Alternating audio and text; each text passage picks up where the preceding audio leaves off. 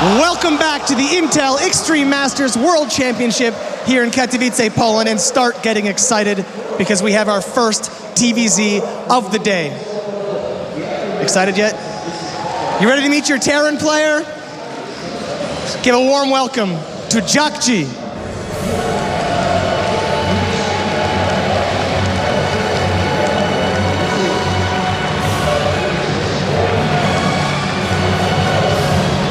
And his opponent, Zerg, RevivaL.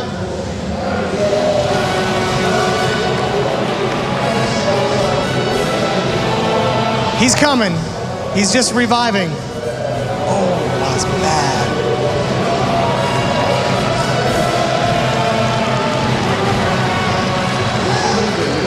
All right, we'll head back over to our expert desk so they can do some talking. I love the way that he passes it over to us. It's He's got the best throws. He has got the best throws of all time. We can do some talking. We can do some talking in a minute. Is that what we do? Apparently. Some talking? Only talking. It's like all we do. stuff talking. Stuff talking is the popular one. It's eyes. So, final game of the night for us here on the main stage. And it's a bit of a good one because it's two very contrasting players. We'll talk about them in more detail in a moment because the Matt veto is on its way. But as Jarrett rightly pointed out, a nice TVZ to end the night. Yeah, this is... I like this matchup a lot, actually. And I'm looking forward to this one, too. These are two fantastic players. Yep. Todd, I know that it's, you're probably crying over there because there's no Protoss to watch, but... Hey, come on, this is fun, man. This is StarCraft. This is the best form of StarCraft, man, this matchup. Jeez. It's one of the most enjoyable matchups out there. Absolutely. I know TVZ. I think we outvoted you. I actually know TVZ more than you know, and I'm very interested in this because Jjakji, I think he's the favorite for me, but you have to think about RevivaL. He's on a team with Pulse, who's one of the best Terran versus Zerg in the world, in my opinion. How much is that going to impact this match? Yep, we'll talk through that in a moment. We did see Yonsu removed. I didn't see what the other one was, actually. Yonsu by Jjakji. Yeah. No, sorry, Yonsu by RevivaL. It's really difficult to play that map. Sense. Yeah, that would make more sense. It's nice and small. It's great for an aggressive Terran like Jjakji is. And then the other one was Polar Knight. Okay, Altazim's going to kick us off, followed by Frost. Yeah, two great starting maps. Really big, 4-player maps, perfect for this matchup. Look at Apollo, he's so enthusiastic. He wishes he was casting this. I wish I was playing this, Todd. What was the moment in the last match where you went quiet? Were you genuinely just shell-shocked? Had no idea what the hell was going on? It blew my mind. It was nuts, wasn't it? Habitation map 3, Heavy Rain 4. I think which leaves us Davis as the 5th and final. Have we seen that map? Yeah, so Polar Knight was vetoed. Yeah, Polar was vetoed out. 3 great maps for Terran there, I think. Yeah, I would like that. 2 big maps, and then Habitation Station, where you got the goal base for your 3rd. Absolutely. It's great, man. Yeah. Are you familiar with Jjakji's TVZ? Yeah. Just 3 like every other Terran. Reaper, 2 Hellions, 4 Hellions, 4 Hellions, 6 Hellions. 4. No, 6, sorry, 6. 8. 6. Really?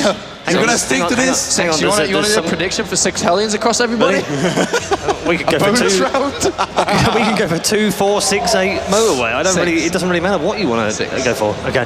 The crowd have their favourite. I think we might know who the Net Wars guys are cheering for. Who's that? Well, they've had Terran flags out all day. I haven't seen any others at all. None. Terran! Let's have a look at the 2 players. First off, RevivaL, 22-year-old, representing CM Storm, the same as the man Polt, who has already gone through to the quarterfinals. He is the IEM Shanghai champion from Intel Extreme Masters course. Also runner-up at the WCS America season. We haven't really seen much of him since, so this is going to be very interesting. Before we get your thoughts on that, though, let's just check in with exactly what he's done in the Intel Extreme Masters. Welcome back to the Intel Extreme Masters 2013 Season 8. Please welcome to the stage, RevivaL! Well, he kills the hatchery man, but it doesn't matter. With Mulus coming in, those Void Days will never do anything. GG! RevivaL goes to another final in just the span of a couple of months. RevivaL having performed so well against MC. The grand final is next up. They are teammates, they are friends, but now they are enemies.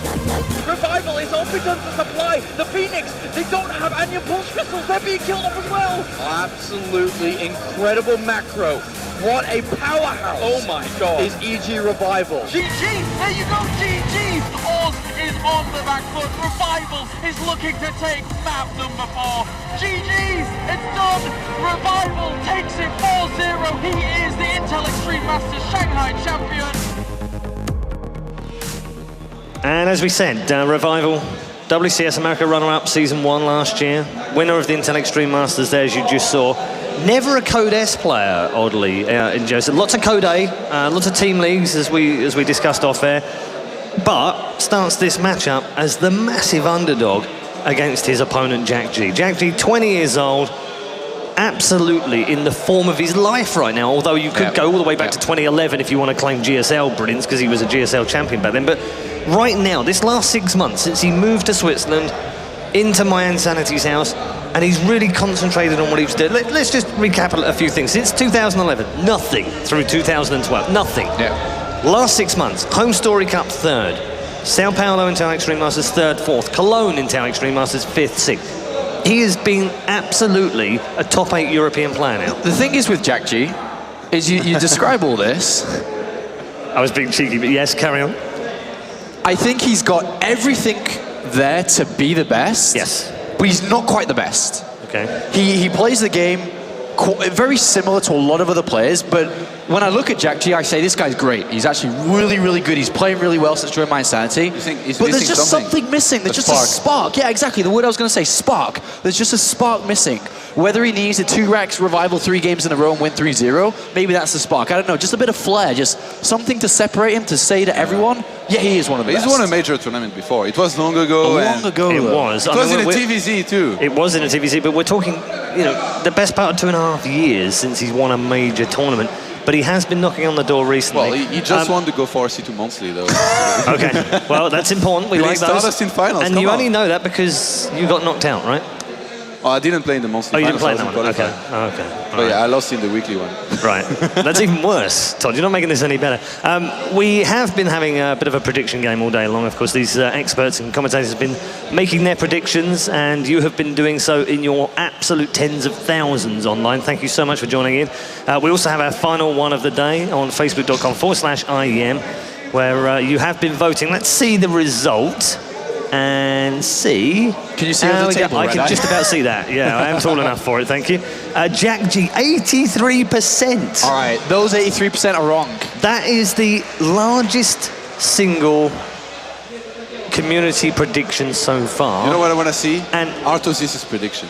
That's what we're about to see. I'm about to reveal the fact that Artosis is about to go 7-0. Okay. What? Yeah, guys, he's about to go 7-0. I'm with Dan. We actually sat down over breakfast, me and Artosis. Yeah. We thought about it. Yeah. We talked over it. Yeah. And I agree. We agreed together. Yeah. Show the predictions. All right, let's bring the predictions up. Let's not keep you in suspense any longer.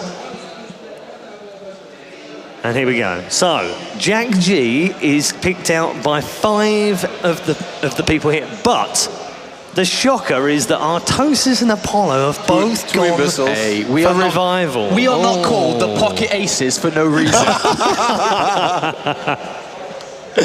Oh my goodness. Well, we're about to find out whether they've hit the jackpot with Pontoon 21 or whether they've bust. One of them is going for a perfect record, but we'll have to wait and see. They've gone for RevivaL, ladies and gents, but you in your droves have gone for the other man, the Terran Jjakji. We're about to find out who is the final man to go through to the quarterfinals of the Intel Extreme Masters World Championship. Let's hand you over to our commentary team, Katowice and Artosis. Thanks very much, guys. Welcome to the Council's desk here for what is sure to be a pretty cool series. We have been looking forward to this all day. We jumped on this one, actually, to commentate when we were divvying up the matches last night. TVZ, haven't really seen many of these today. In fact, we've seen 0 of them, so gonna be a lot of fun. And TVZ, just one of the best matchups in the game. And the thing is, I think this might be the best match of the night. And the thing is, also, it's very hard to beat the first match. That was crazy. That was an amazing match, but I think this could be the best of the night because I think these two are pretty darn close. That's actually terrifying. I did not expect to see this on my screen right now, but there you go. That's basically what you look like, Claris. Yeah? Yeah, that's a good point. Yeah. All right. If you just had a little red mustache and beard, that would basically be you over there. All right, well, countdown's begun, as you can probably hear, guys. Our first map to open things up here is Altazim's Stronghold, and oh boy, am I looking forward to this one. We haven't really seen a whole lot of RevivaL as of late. No, we haven't, and this is part of the reason why I have decided to switch around and choose that I think RevivaL can take it. It's, you know, just because we see Jjakji all over the place playing well, doesn't mean he's necessarily better than this player that's just practicing all the time. And I think that RevivaL is going to show some amazing games. We'll find out now as we get into this next best of 5 for day number 1 here at the Intel Extreme Masters World Championship. Jjakji goes up against RevivaL, and we have spawning up to the top left-hand corner our red Terran representing My Insanity. Ladies and gents, give it up for Jjakji.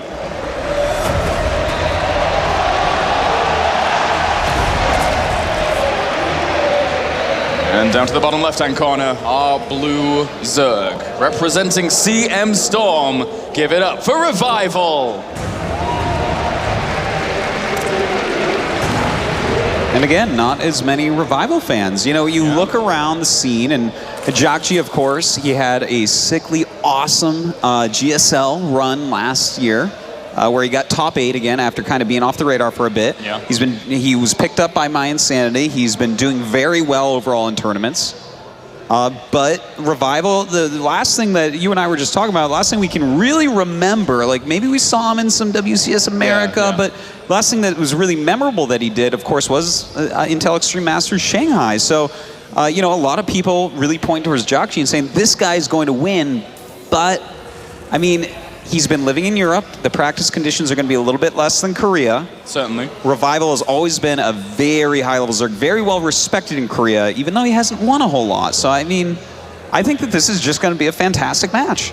And I have to agree with what they were saying on the analysis desk. You know, Jjakji is an all-round, very impressive Terran player. You don't get a top 8 GSL finish as of late without being that all-round very solid player. But there is that spark missing. We're expecting here from Jjakji, very standard opener, very standard mid-game. There's going to be a few drops. Maybe he sees Mutalisk coming along and he pulls back, and then he just tries to push through the middle. That's what you always end up seeing from Jjakji. My Insanity were trying to convince him to do a lot of mech, but he's done a little bit. He tried some at Seat Story Cup last weekend. And he was pretty good at it overall, but you're right. He definitely goes for bio more often.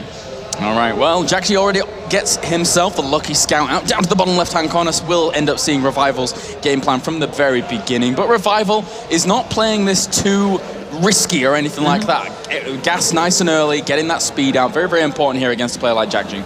Indeed, and Jjakji is actually going for like a pretty safe opener. He's actually going for a single Reaper into a reactor. You know, a lot of times when people go Reapers, they'll go 2 for harassment, or sometimes even 3 to leave one at home against Ling counterattacks. This time, just the one to help out with a little bit of harassment. You know, sometimes you'll see a Zerg be very greedy here and even grab 3 hatches before a pool. Yeah, and let's not forget Apollo's little, like, man crush on the 11 barracks, 11 gas for 3 Reapers to actually be aggressive themselves, which can do a lot of damage. We actually saw it do well in WCS Europe, and then we haven't seen it too much elsewhere. Sorry, in WCS Europe at least. Yes, and I don't think we've seen it too much elsewhere in Korea as well, but it looks like, you know, just this one Reaper. Is it going to do much damage? Not too much. Maybe some lost mining time, some forced cancel on buildings, but so far so good for Zerg. No drones killed.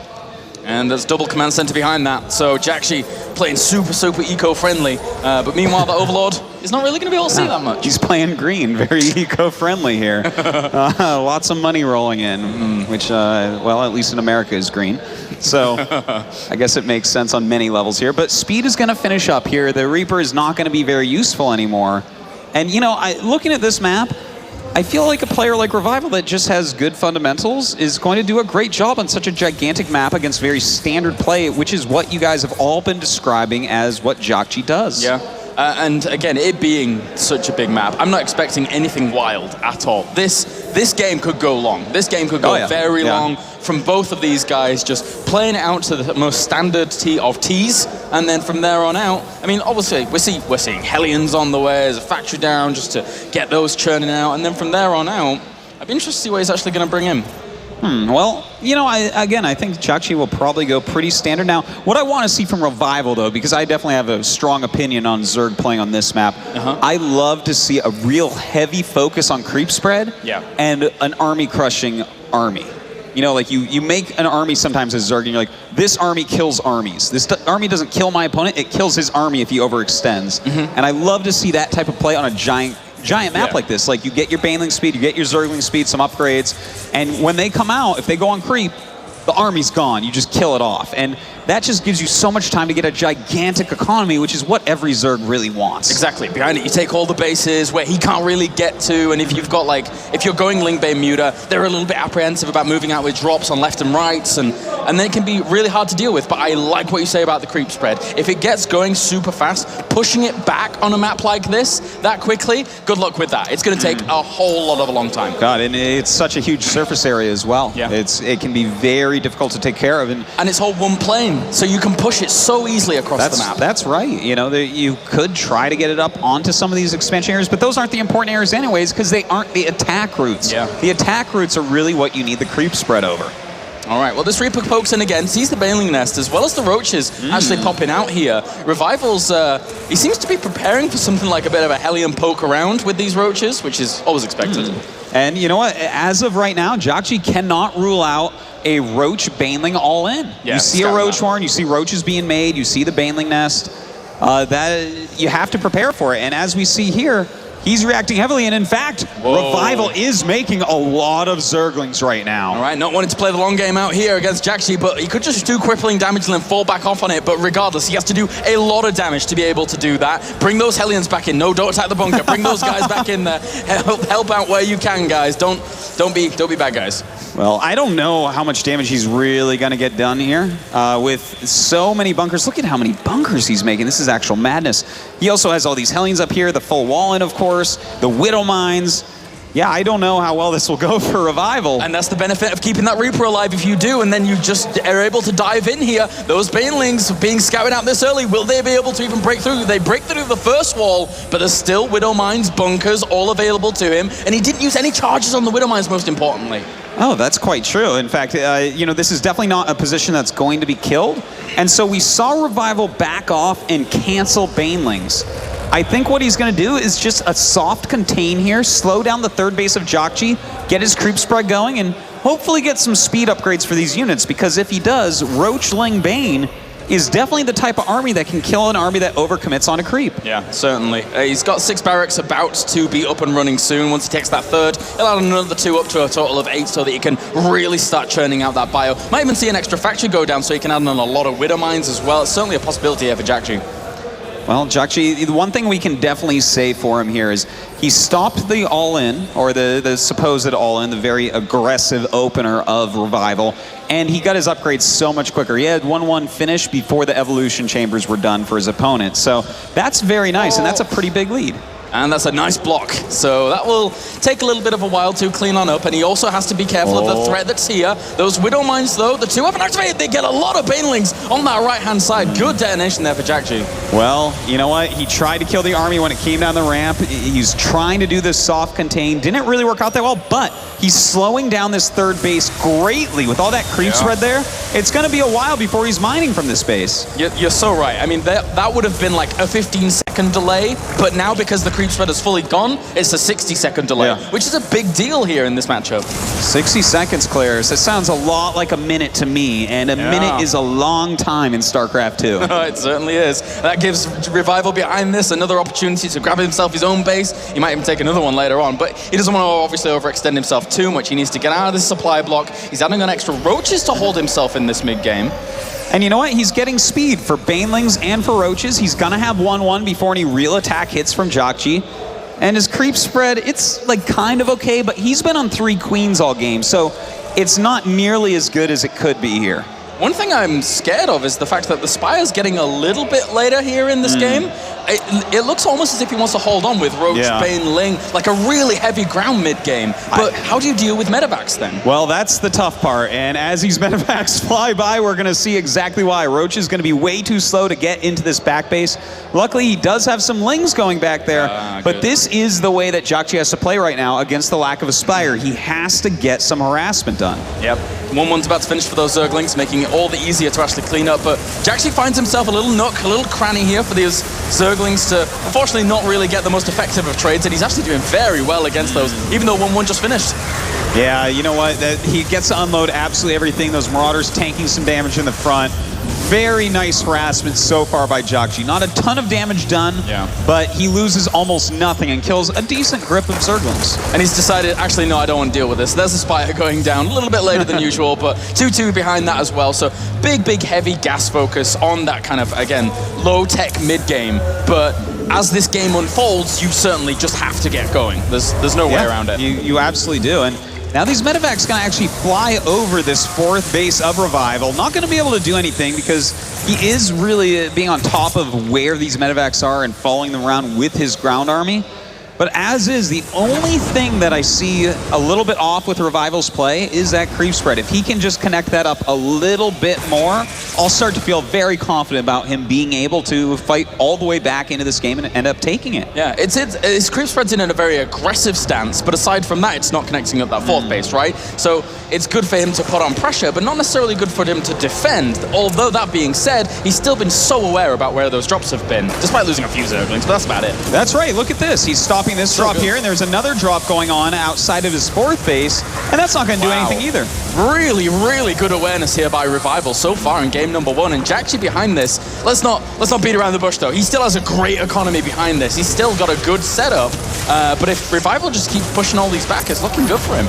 That's so true. He's got 12 Mutalisks on the way. His 2/2's going to finish. He's going to have Burrow, and you know what? His drone count is up in the 70s. So it looks like RevivaL has done everything right. He started off with, yes, a very aggressive opener, but then he slowed down Terran a little bit, got an army that could kill armies, which forced drop play out of Jjakji, stopped the drop play. Now he's got the full type of mid-game composition and an okay creep spread once again. And that's what defines a really good player, right? The ability to say, this isn't going to work. Pull back, fall onto a different plan, try and make something happen. Nice snipes out here with the Mutalisks. He actually gets a lot of Widow Mines right there. Yeah. But Jjakji is pushing forward, and as you can see on the right side here, there is no creep spread, so these Zerg units aren't going to be able to come in as quickly, but he has a decent amount of roaches to help tank. And another drop over to this 5th base. We'll end up spotting that drop, so 1 or 2 Marines there. Probably trying to kill the Overlord in a second, but it just drops a few just to kill off, or try and kill off that base. But he has to be very careful about this positioning. If for some reason RevivaL decided to go for a wraparound, it's very hard for him to get out. That's right. Always very difficult against that. Now, we do have Jjakji's army moving forward. RevivaL does come up with his speed banelings, but he's a bit out of position, having sent his entire army after 3 units out of 6. But here we go. He's going for this army crush once again. The swarm piles on in, and those Mutalisks are just going to bring down a lot of those siege tanks. But meanwhile, that was good stimming back from the bio. A lot of those Marines kept alive. Very important to make sure they can protect those tanks. I'm actually surprised that Jjakji kept so much alive there. That was a very scary army indeed, with a lot of hit points and a lot of damage potential, but he did a great job. Now he's going to be able to push forward once again, but there is a ton of units in production for RevivaL. Yes, there is a lot more banelings morphing in. They need to get right on in there as quickly as they possibly can do. Drop the scan, sees a few of these units swinging in from the left-hand side. Zerglings might try and get on top of these siege tanks. They're very vulnerable, actually. They get brought down. It's only Marines left here to be able to deal with this. He has to get out of there. Yeah, that's right. Look at him having to pick up, and now these Mutalisks going to chase down and kill at least a couple medevacs, it looks like.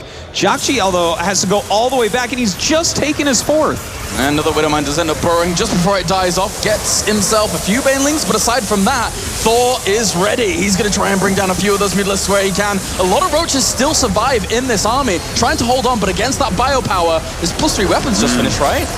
That's very strong. Yeah, that's right.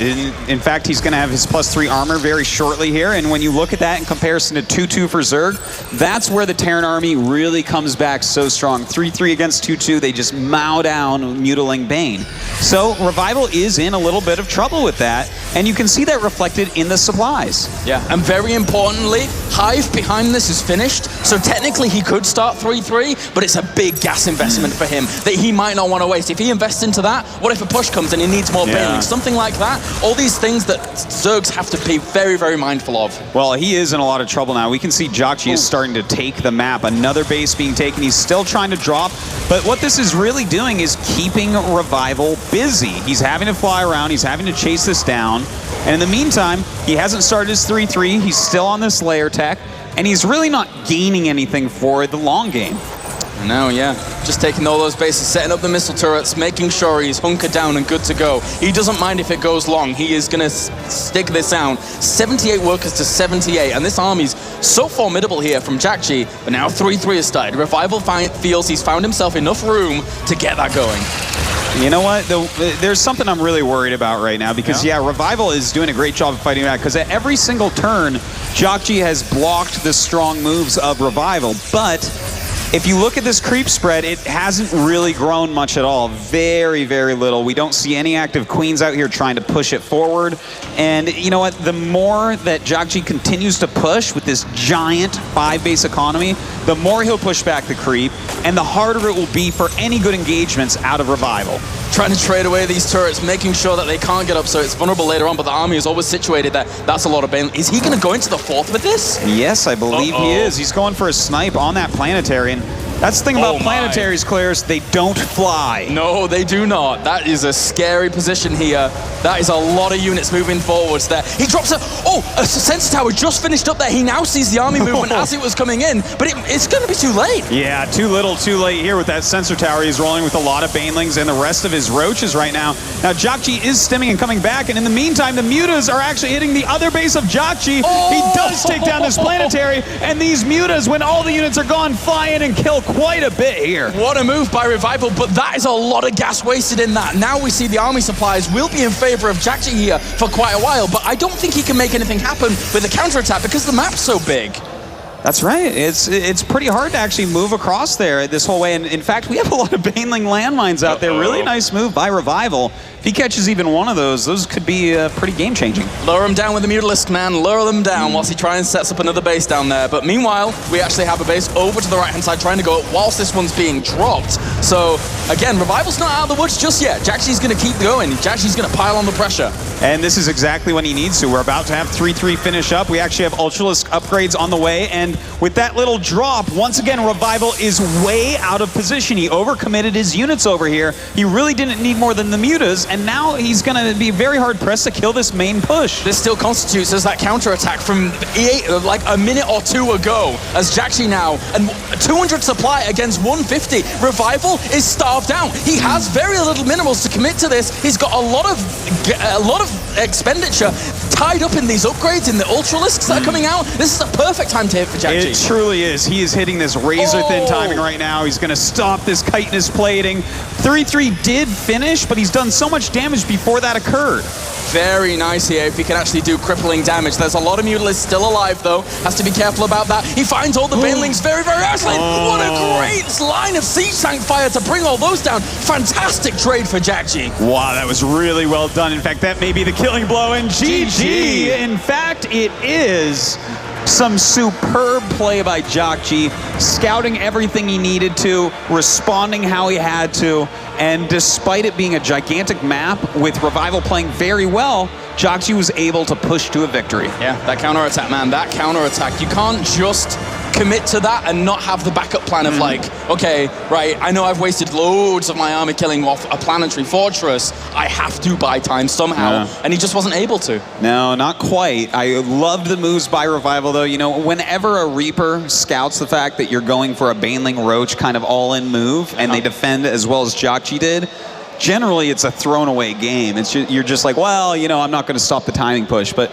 he stopped push after push. He played very well afterwards. And I got to say, I'm very impressed with how RevivaL played, even though he lost that game. Yeah, I agree, actually. I really do. One thing that really shines through for me for RevivaL, it's something that we saw a very long time ago at the Intel Extreme Masters Shanghai, was not particularly in this matchup, but just his Mutalisk control in general. It was always really on point. He loved to get up to high counts of Mutalisks, dive in and out and all around, and it was a real treat to watch. And we saw it there again. Very good control. Sniped out a lot of Widow Mines, tried to put on pressure on the other side whilst doing these kinds of things. So it was good. Yeah, great fundamentals, great moves, and Mutalisk control, as you say, from RevivaL. And I gotta say, if we went back in time and he didn't go for that very aggressive opening that Jjakji just shut down so heavily, I feel like that game would have gone on a lot longer, and I feel like it would have been RevivaL favored. I gotta say, Artosis, it just got real because back when we were in Shanghai, he rolled up his sleeves and he went, right, it's time to win. Oh my God,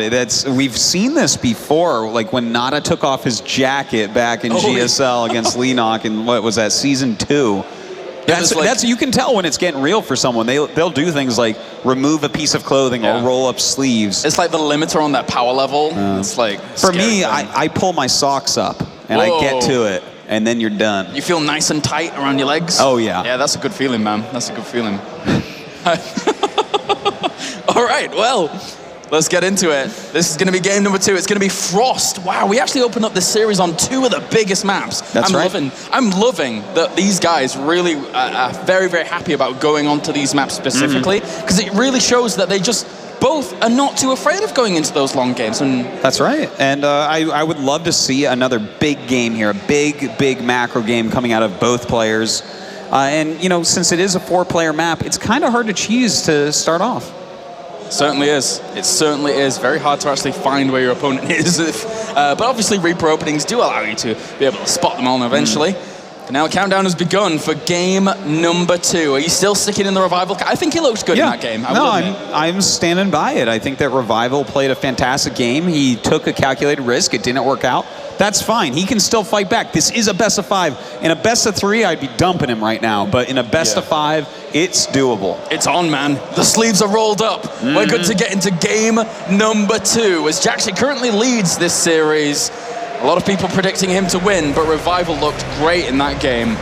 Let's see if he can do it. Let's see if he can tie it up 1-1 here at the Intel Extreme Masters World Championship in our only TVZ of the round of 16.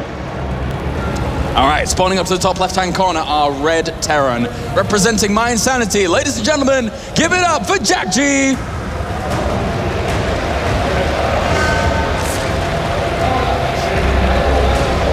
And down to the bottom right-hand corner, arguably the challenger. We'll see if he can bring it back 1-1. Give it up for CM Storm RevivaL. It's on. It is indeed on, Claris. Certainly not off. Yeah, no, that game was pretty good. I would not call anything off that game. No. Now, they are cross spawns in this game, which gives us, I would say, a higher % chance that this is going to be a big one.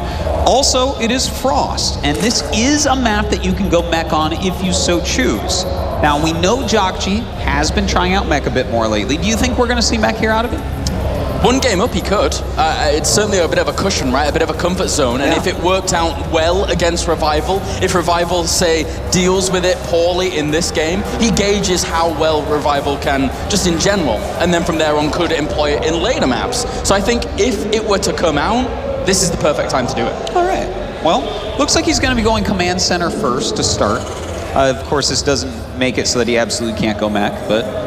You know, a lot of times you do want to go into Marine play after a command center first, that's for sure. Yep, and from there on out, Mr. RevivaL, he's just going for his expansion first. He's not afraid of no craziness, no shenanigans. Again, Frost, it's a bit hard to make those shenanigans work, but taking gas as well. So a very, very standard, normal opener that we saw from RevivaL in the previous game. Just wants that speed out to make sure he is well and truly defended. And I always appreciate that out of a Zerg. Getting Zergling speed, it's...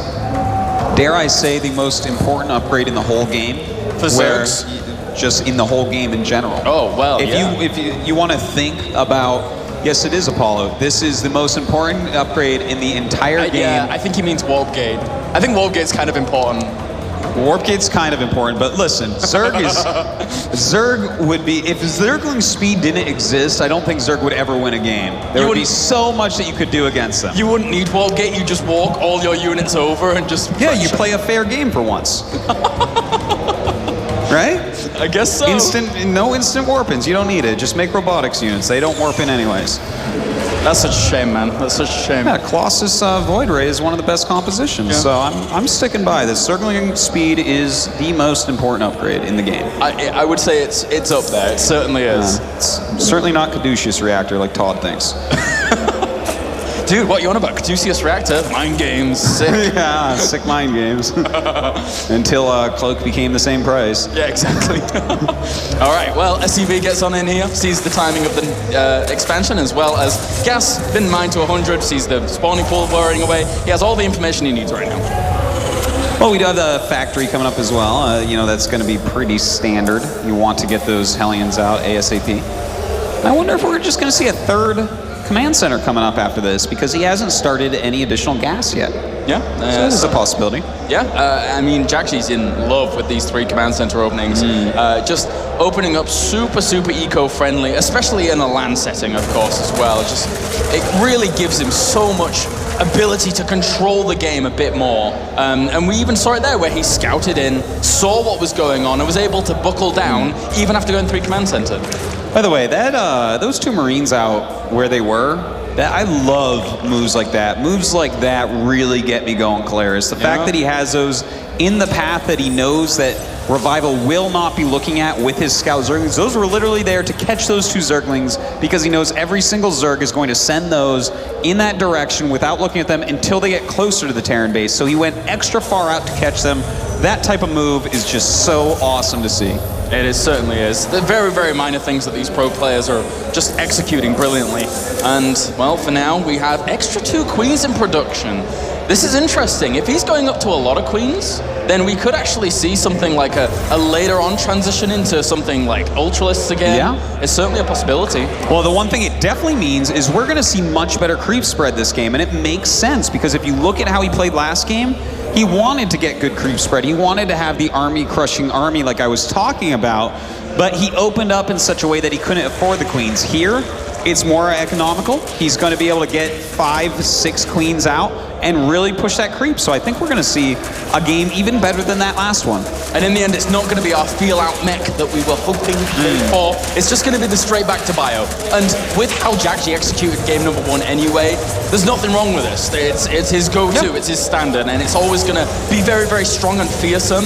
Now let's just see how RevivaL is able to deal with this. And I have to come back to what you said. I would love to see some really aggressive creep spread. Well, he definitely is pushing it forward, has these 3 queens out front, kind of holding the Hellions at bay right now. One thing I'm a little bit scared of is he hasn't started his upgrades yet. You mean RevivaL? Yeah. Yeah. What is the deal with that?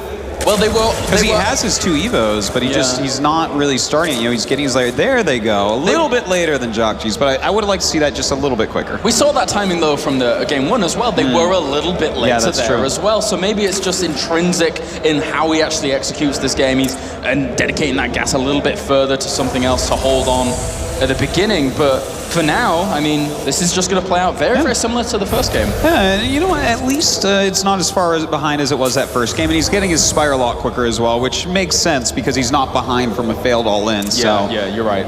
Everything looking very normal, and a really nice third base timing here from Jjakji, not delayed 1 bit.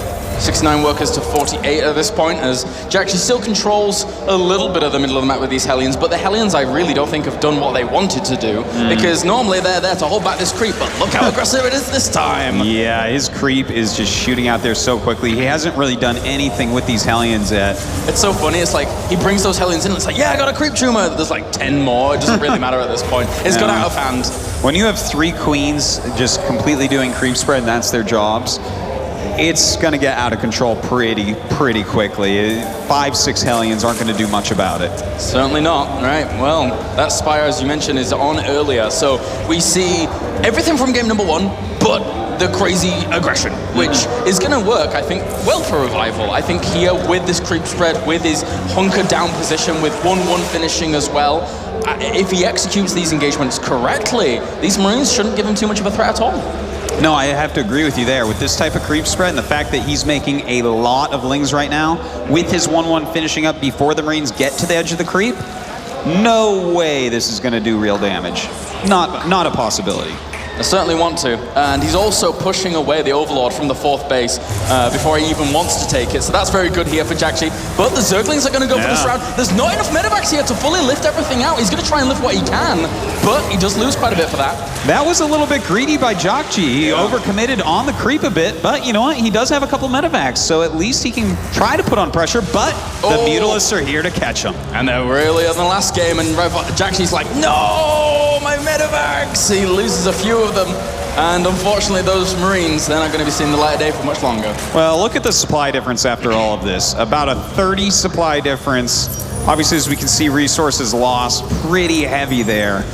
Yeah, I feel like that was just so uncalled for by Jjakji to move on creep at that point. He had no real intel to the size of the army of RevivaL. Yeah. RevivaL was completely in queue with what Jjakji was doing and made his Zerglings in plenty of time. I mean, Jjakji's defense, his upgrades are, getting going behind all of this. He's got 2/2, he's got +1 armor going down as well for those mech units.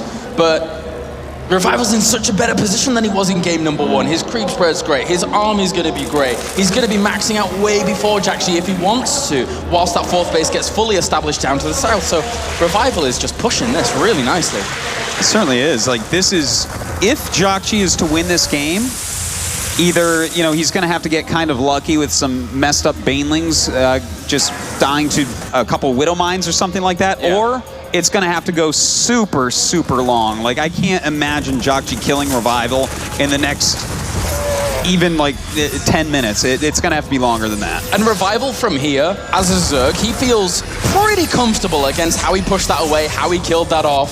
So his Infestation Pit, if he wanted to, I won't be surprised if he actually started 3-3 a lot earlier than we actually saw him in the first game. Yeah. Because of how these positions have ended up. Well, if he keeps up on upgrades, that's like the last thing he has to do, right? He's got the creep spread, he's got the economy, he's keeping back Jjakji. He just needs to make sure he has similar upgrades. And I mean, that's the Zerg's job right there. Yeah, don't die. That's the Zerg's job. Good job. Don't die, keep up on upgrades. Sup, you're awesome. Those Marines might die, they have to get out of there as quickly as possible. That's a lot of Lings and all the Widow Mines. Whoa. They all unburrowed. I assume they didn't want to connect with the Zerglings and tried to wait for the Banelings to come along. And there's still a few left there, but there's so many Banelings constantly rolling forwards. A few of them get soaked up by one Marauder. That Thor really wants to soak them up, but they're completely ignoring that and killing off all the Marines. And they didn't just kill off all the Marines, they got all the Widow Mines as well. Yeah. And when your Widow Mine count goes down that low, how do you push against, Ling, Baneling, Muta? It's going to be so ridiculously hard to get across this map, which has just made the game even longer. If Jjakji wants to win now, earliest he could do it is maybe 15 minutes from now. RevivaL looks so comfortable right now. He really does. 18 creep tumors spreading across here, taking a base down to the bottom left, which normally would be very, very volatile and very, very hard to hold on to against anything like that. But I think that this is going to be going great for him. Yeah, this is, it's looking really nice right now. He's keeping good map control. He's getting that Hive. I'm really excited to see what units he wants to get with the Hive. And, for Jjakji, I'm trying to figure out, what do you do here as Jjakji? Do you have any ideas for him, Claires? What would you say in the Infinity StarCraft games that you have seen and played, what would you say that Jjakji needs to do to end up killing RevivaL in this super long game? Somehow get this 4th up first. That's your main priority. You have to keep your economy alive, and then somehow get the most sick splits and trades off against this army, but it's going to be difficult. I'm struggling to think. How about yourself? Basically, it's like Jjakji, do what you do it really well. Do it really well.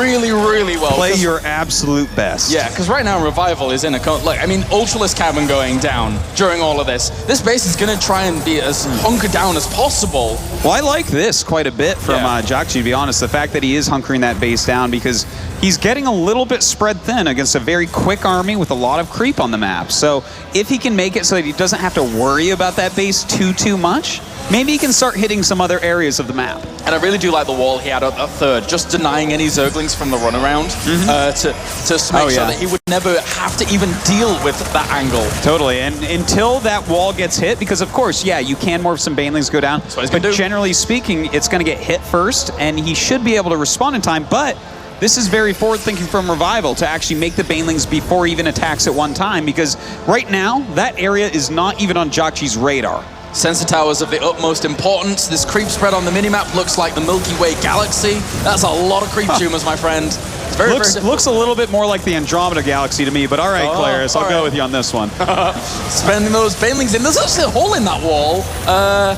Anyway, Well, he holds it off for now. Yep. In the meantime, a lot of banelings coming over to this planetary. Is he going to be able to finish up? Oh! Bye-bye, planetary. See you next time. That was a big, big kill. And now RevivaL behind this is like, I don't care. I've got the economy to do this. Last game wasn't as easy. This game, I am flourishing. 3-3 upgrades, pathogen glands, ultralists on the way. Are you going to attack me? Not with this creep spread. No. In fact, he walks on creep, and the second he comes on creep, RevivaL comes in, kills a little bit, and then backs up because he doesn't want to go beyond his own creep for defensive purposes. This is exactly what he would have loved to have done in game number 1, but unfortunately didn't quite have the traction. And now he's blocking the fourth base. Jjakji is in a really tight bind. If he doesn't do something soon, he will die. That's right. I mean, he's trying to make something happen, bringing around some medevacs, scanning creep. He's basically going into multitask mode right now, and it's actually super impressive what we're seeing from Jjakji. Dropping 2 locations, scanning other ones, trying to get rid of some creep spread, hitting this other base right now, sending in some reinforcements. But he's on 3 base against Hive Tech with 3-3 about to finish. Good Widowmine locations, but not successful enough here as RevivaL continues to push on forwards. Those banelings kill off absolutely everything with the Ultralisk from the back as well. He's saying, get out of the game, man. Although those Marines, well, they need to really run away right now. Well, what are they going to do, run onto this creep? Yeah, right. Cool story, bro. Now you're dead. And RevivaL just going to roll over Jjakji for the rest of this game. And now you've got to wonder, like, this is really, really scary for Jjakji. From game number 1 to game number 2, the adaptation from the creep spread just in general from RevivaL is phenomenal. And he is running away with this, unless Jjakji does something drastic. That's it, those Widow Mines right there. That is what his plan is. Oh, yeah. He's like, this is what I'm going to do. Dude. I'm going to luckily catch every mutant, kill them all off in one volley, and then I'm going to fight back from there. But I can't imagine it. It's going to be difficult, especially when he only has that many Marines. The Zerglings actually run down here, find those, as the Overseers were able to spot those as well. And this is his last hope. He has to have this base up and running. He's trying to drop where he can. It's a valiant effort, but it's going to be really difficult. Hilarious. He's down by like 80 supply right now. I think this is about it. Jjakji's going to have to GG and just go into game number 3. Yeah, this is really do or die. Unfortunately for him, these bunkers will fall. The 3 Ultralisks at this location just absolutely rule the roost. There's not much for Jjakji to be able to do here at all. This base going down. No more mining for you, sir. You are done. That's right. Jjakji still microing as heavily as he can. I think he's just kind of letting it sit in right now that, you know, this game is basically over at this point because God knows there's not a Terran. I mean, we could put Tasia and Maru in there with him, and he's not going to win. There you go, GG. RevivaL is able to tie the series up 1-1. And I want to come back to a point that I wanted to make is that Jjakji sees that game from game number 1 to game number 2, and the adaptation for RevivaL was fantastic. Now, you've got to be a little bit scared as Jjakji, but at the same time... Oh, he put his sleeves down? He put his sleeves down. I think this is going to the full 5 games. Oh, yeah. But please, continue. It's like back and forth, back and forth. Yeah. But the thing is that we have now eliminated our 2 biggest maps, where that style is very, very prevalent. Such an important thing that you just said there. Those are the 2 giant maps where the Zerg can play like this, where they get all this creep spread, they just surround your army every time you come on it, and that's really something that RevivaL has shown that he's very strong at. Now, the rest of the map's going to be smaller, and especially this next one. Habitation Station is a pretty tiny map, and it's a pretty wonky map as well. Yes, it is, especially if we see a few things that we've seen recently, but I don't think we'll see that out of Jjakji here. I think he goes into the straight and narrow. I think he just goes to his normal path, but pressing on forward. I feel as a Zerg player, taking the gold base on this map is so hard. Yeah, it can be pretty tough. I mean, you can go at it in one of these crazy mindsets that we sometimes see players do. You know, we've seen players like TLO occasionally just run up, take the gold, and maybe do a tempo-based play with some roaches because, well, if you're taking that gold quickly as Zerg, you're making a lot of roaches, aren't you? You are. You have to be. You absolutely have to be.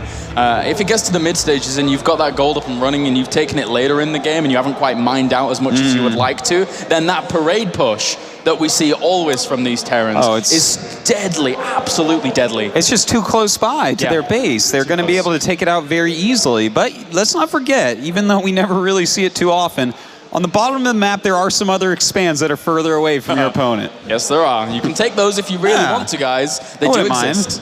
I wouldn't mind seeing a game like that where we actually see the bottom of the map utilized a little bit more, rather than a place that we see pylons hidden and stuff like that. Yeah. But I don't know, I guess we'll see. I don't think we'll see any pylons in this one, Artie. I think we'll not be seeing too many. All right, let's get into game number 3 here, as we have Jjakji and RevivaL, 1 apiece. Great series so far. Spawning up to the top left-hand corner as our Red Terran, representing Mind Sanity. Give it up for Jjakji.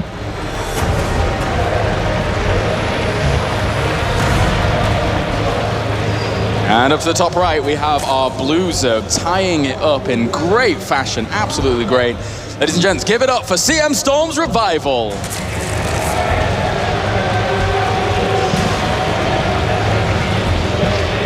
All right, you know, the thing I'm interested in this game is, what does RevivaL do? What is his plan here? Because I feel like you have to kind of have a special plan for this map, and whoa. Yeah, this is a special plan, yeah, it is. Yeah, I guess this is a special plan, but this is for the Terran. Yep. Wasn't expecting this one. Couple proxy Raxes. I don't think these SCVs are being sent to make 1 Rax in a depot, so he's definitely not going command center first over here. Yep, all right. Double proxy Rax. Double 11 Rax even. Oh, well, this got a whole lot serious very, very quickly. Oh my God. Peekaboo, I see you. Uh-oh. Peekaboo, nerd. This drone has scouted. This is like the most important thing ever. Jjakji is so unhappy right now. Yep. To get this scouted, it just doesn't work anymore. What do you want to do with this? Like that early. He cancelled. He did. Well, okay. But he got a drone out of it, I guess, so that's kind of nice, but... Sickest trade ever. Yeah. So all that lost mining time and damaged SCVs and the canceled racks, and don't forget he didn't make SCVs because he was going double 11 racks. Pretty bad spot for Jjakji here. RevivaL has to be feeling very happy with himself for scouting that. And RevivaL, if he wanted to, I feel that after seeing that command center first, he could just go for another hatchery, man. Like, I don't see what problems he would have. You're completely right. And he takes the gold. You know what you were saying about it being hard to take the gold? Well, if you scout double 11 racks proxied, and you force them to cancel, and then your Overlord is in their base and watching them make a command center and then a racks with so few SCVs, then it's actually, believe it or not, Claris, it's very easy to take that gold base. It's pretty good. Yeah, it's not much of a challenge, actually. Yeah, and this poor little SCV is going to go down to this third, and he'll be like, no, no, please, no, don't. Oh, no! And unfortunately for Jjakji, his worst fears are realized. This poor anxiety SCV all that time. It's like, oh, no, no, no, no, no, no. Oh. That's exactly going through that little SCV's mind. He is not a happy bunny, let's just say that. Certainly not, and Jjakji neither. Well, from here, it's just like, what does RevivaL want to do to keep Jjakji in his base? Because you're going to just, I feel like here at least, you're probably going to just deny a third forever. Yeah. I mean, I guess you could just try to punch through, but isn't that more dangerous than just being like, no, you can't, no, third base, not this game. Capitalize on your economy, man. Just capitalize completely. And plenty of drones get transferred over to the gold just to capitalize from that one. And then from there on out, it's like the quicker you start mining from there and the quicker you mine out as much as you possibly can, the harder it is really for the Terran, in this position at least, to punish it later on. Obviously, they want to get over there as quickly as possible, but he has no room to. So RevivaL's going to get every last morsel he can before it starts being pressured. Yeah, it's a good way to play it. He knows exactly how quickly Jjakji is going to actually be out there with anything that can actually harm him. So, you know, he's adding his queens, he's throwing up as many drones as possible, and he's saturating the gold as heavily as possible, as quickly as possible, because that's what's really going to pay off here. Certainly is. Very good play here so far from RevivaL. Really clutch scouting. And now from this point onwards, Jjakji has a mountain to climb, and he's going to try that with third command center, as always, but the factory was before that. Now, you know, I've thought a lot. I've watched a ton of games on Habitation Station. I've played some games there. I've thought about it just so much, about what do you do when your opponent takes the gold base and actually holds it. And I've really come to the conclusion, in my opinion, that you need to almost ignore that it's a gold base, because you get it in your mind that it's a gold base, you need to go attack. But if you go to attack they're gaining their minerals so quickly that no matter what, their army is going to stop you. So I think what you do is you just say, okay, whatever. It actually has not more minerals than other bases. So let's just pretend it's a regular third. Let's just play kind of turtly. In fact, a little bit extra turtly, because they're going to try to kill your army when you come out. So I feel like you just turtle up, take your 3 bases as quickly as you can while being safe. I feel that gold bases are like psychological scars from 3 years ago. It is. That's exactly what I agree with right there. But that was actually a nice harassment with 2 Hellions, 5 workers killed. Yeah, not too bad at all. With those Lings there and the Queens coming up to help out, just getting those kills, nicely done. Oh. Meanwhile, double Evolution Chamber going down here for Revival, because he knows he can afford it at this point, whilst that layer starts as well. What is Jjakji up to is the big question. Well, he's grabbing a Banshee. No cloak or anything, but you know what? Air units are good on this map because the gold base kind of has it back to the air. So a Banshee may be able to do a little bit of harassment damage, but already a Spore Crawler being started at that third.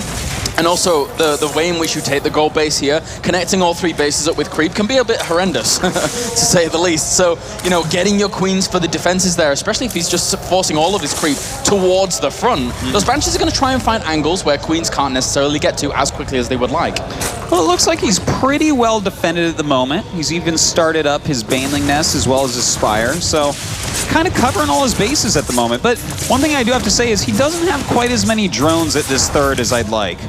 Yeah? You think he could just send more over there and really do what we said before, right? Just get it as quickly as possible. But at the same time, I mean, he doesn't want to be too greedy. If he just starts making more drones or losing too much mining time, that could be an issue as well. So I do have to appreciate his caution in making some extra units here, getting those extra Queens and his upgrades going as well. Spread the creep. He's going to start now. The slowest race of all time. And hey! That was really, really close. Yes, it certainly was. Well, that command center gets down, but at least he knows it's there.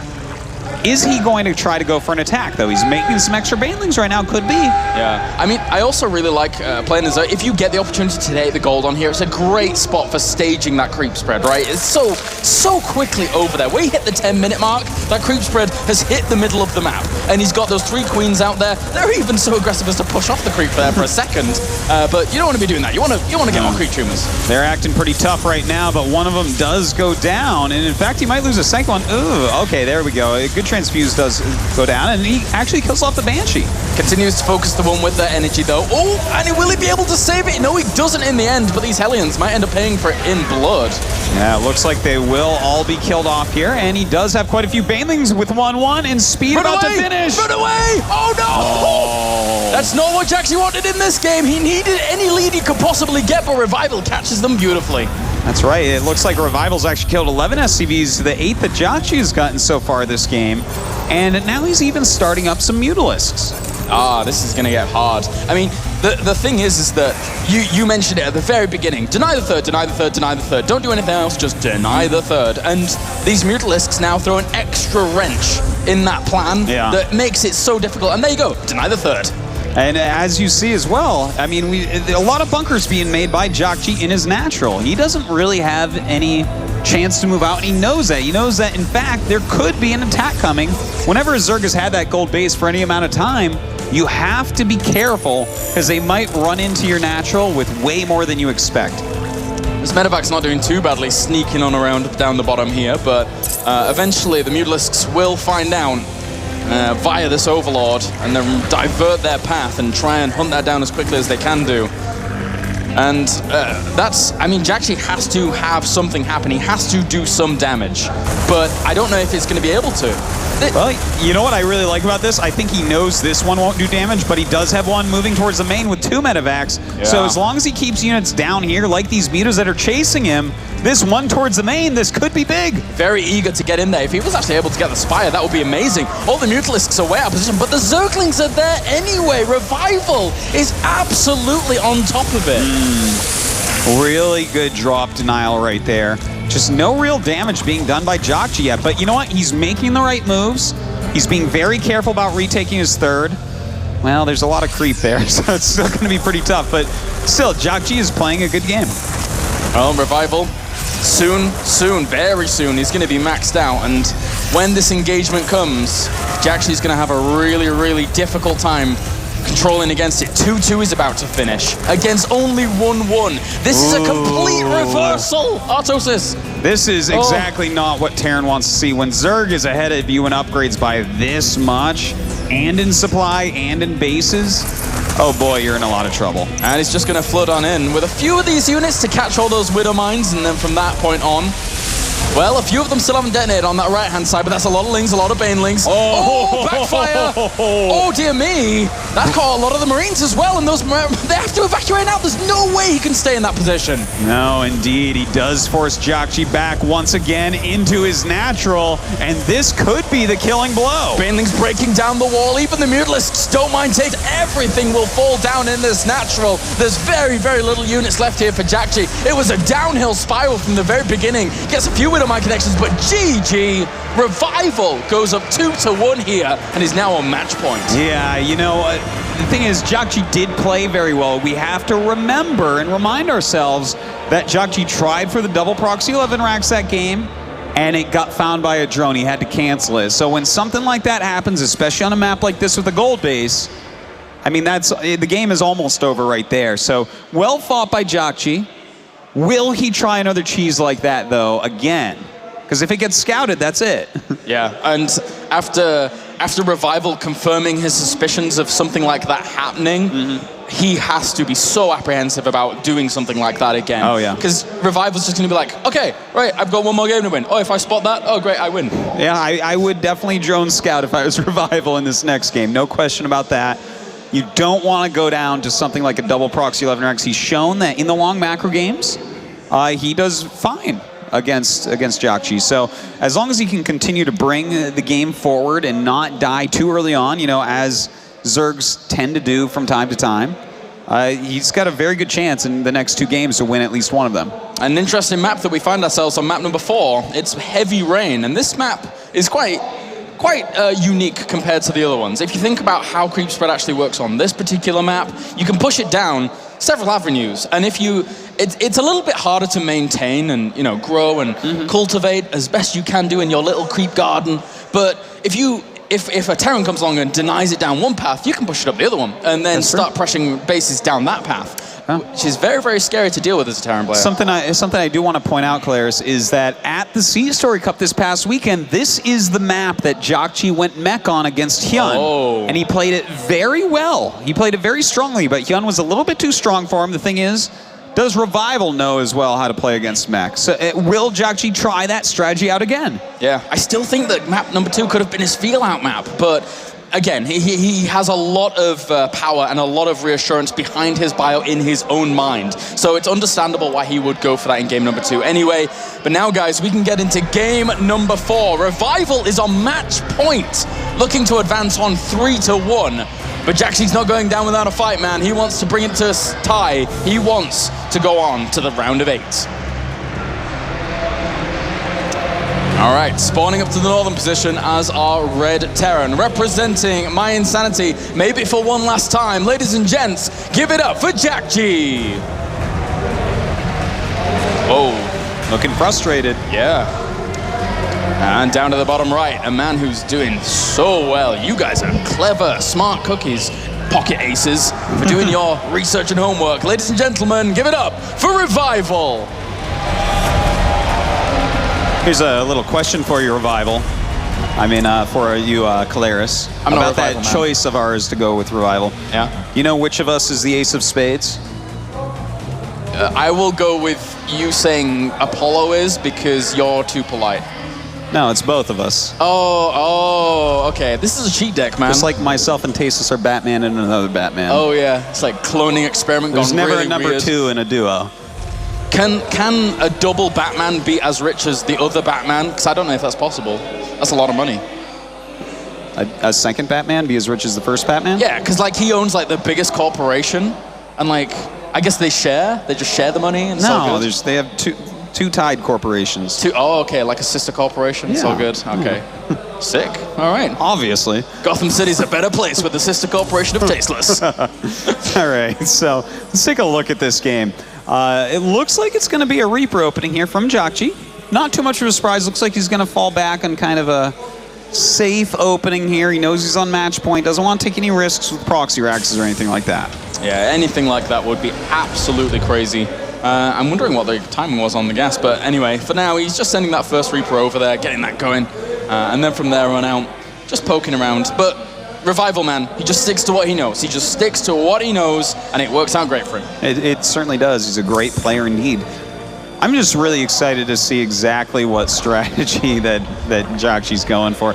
You know, each map, I feel like, and this is one of the beautiful things about StarCraft 2, the different maps force different play styles. They have different balances, different strengths and weaknesses for each race. Yeah. And, you know, each map I look at in each matchup with each set of players, and it's always, you know, there's always one person that I'm really staring at during the game. I'm like, what are you going to do? Because it's more obvious for your opponent. Yeah. And in this game, I am staring at Jjakji. I feel like RevivaL is going to be the guy who is reactive here on this map. He's going to be the one that's trying to figure out what is Jjakji doing, because, you know, this map is definitely one that could be good for Jjakji. It's just, what does he choose? How does he choose to try to abuse this map in some way? He's certainly got to figure it. Oh, he gets himself a drone before it got to the extractor. That's a nice pickup there from the Reaper. Yeah. That's, you don't actually see that normally. No? Normally a Reaper, the best you can expect is like 3 Zergling kills and some lost mining time for your opponent. That was a little bit scary there as well. It almost got surrounded and almost killed. One more hit or 2 or so would have, you know, brought that little guy down. Nicely done. Yeah, some very strong micro there, and you know what? It's more than you normally expect, so good for him. Second Reaper actually queued up with this, so yeah. Looking to be really, really hyper scouting intensive. He doesn't want anything like a Roachling Bane attack on this final map for RevivaL to hit him on a map like this, because it can work. Yeah, it absolutely can. I think it can work on just about any map, and I do have to point something out to you here, Claris. Second gas, and it looks like he's teching up to Banshees to go with his Hellions. Could this turn into mech? It certainly could do. That's a lot of gas you're banking up at this point. So if it does, it's going to mech me very happy. I think so. Artosis likes some mech. All right, we'll see. He is pumping out his Hellions at the moment, keeping his Reapers on the map. He has to get them out of there, though. You know, every Terran player worth his salt knows right around when that Zergling speed's going to finish. Oh, yeah, you got to get out of there. There's no way you want to lose those Reapers. They follow up with the Hellion push later on, and it makes it extra intense because if you bring those to the front and the Queens aren't focus firing the Hellions, then they just pull back and heal up, and it makes it really, really difficult for Zergs to deal with. Very true, huh? We do see the Reaper hopping up and down a few times there. We do have Cloak on the way. So definitely some potential to do some real damage in there. And in fact, you know, so far, you know, we did see on Frost, I guess, a few more Queens for RevivaL than normal, but he hasn't been going too Queen heavy. So I feel like this choice is not a bad one from Jjakji to get the actual Cloak with the Banshees. If he can pick off 1 or 2 Queens right away, that can snowball really quickly, and you can get the third base sometimes. Yeah, you're right. I was about to say, you know, the third base can be very, very vulnerable here. He's already working on it. It's just a hop, skip, and a jump away from where he's staging his engagements anyway. As for now, we have, well, with that, he actually let some of those lings in. That's a nice little run by here for RevivaL. Yeah, and in fact, he's going to pick off a full energy mule. In the meantime, he does have a couple Queens pushing back the harassment at his front, and that makes sense, because with those lings in the base, he has to pull back. He can't micro this perfectly and save his SCVs. Yeah, really pulled away his attention. It's a good move here. Those Zerglings try and run on forwards to push this away, and they will do for now. A volley on the way out, just for good measure.